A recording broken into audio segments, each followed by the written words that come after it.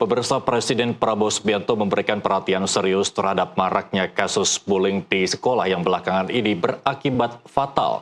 Presiden menegaskan bahwa kasus perundungan harus segera diatasi secara tuntas dan profesional.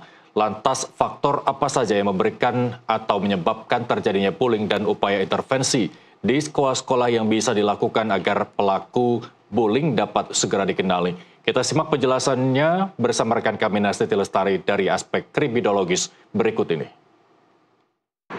Faktor kriminologis penyebab bullying ada 3 hal. Aspek individu, lingkungan sosial, dan dinamika interaksi yang kompleks.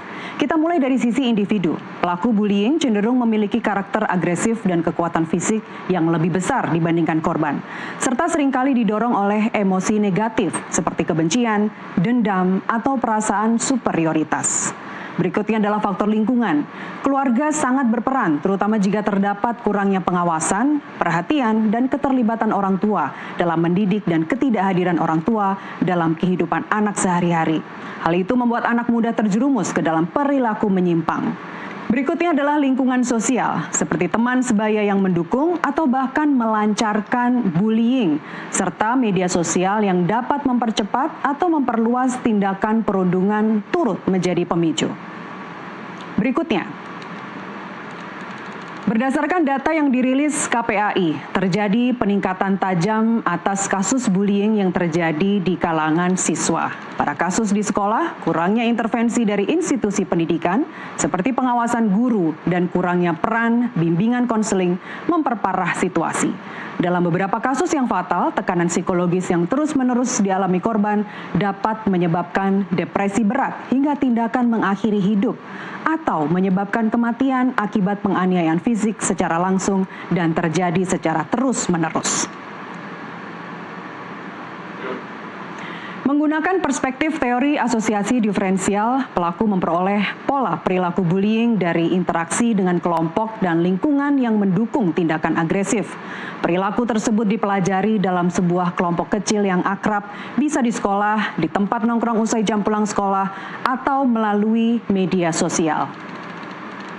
Kolega saya di Kriminologi Universitas Indonesia, Dr. Kisnu Widakso mengatakan, perundungan yang terjadi, contohnya yang terjadi di SMA Negeri 72, adalah kesalahan kita semua yang tidak memenuhi hak-hak anak. Lalu apa saja hak-hak anak?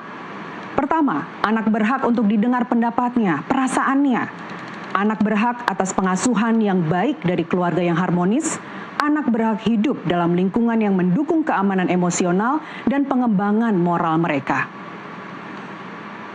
Pemirsa, keluarga berkewajiban memberikan dukungan pendidikan dan bimbingan agar anak mampu mengelola emosinya dan menghindari perilaku kriminal. Lantas intervensi apa yang bisa dilakukan? Perilaku menyimpang anak di sekolah sesungguhnya dapat dikenali karena mereka berada di institusi yang mudah untuk diamati. Sekolah dapat melancarkan program pencegahan kekerasan yang terstruktur dan program pembelajaran sosial emosional yang mengajarkan keterampilan empati, pengendalian impuls, dan resolusi konflik. Berikutnya, peningkatan layanan dukungan kesehatan mental di sekolah dengan menyediakan konselor, psikolog, dan program mediasi sebaya yang membantu mencegah konflik berkembang menjadi kekerasan. Sekolah perlu membentuk budaya positif yang menanamkan nilai rasa hormat, toleransi, dan inklusi, serta membangun komunitas yang kuat dan suportif agar siswa merasa aman dan memiliki mekanisme coping yang sehat menghadapi perbedaan.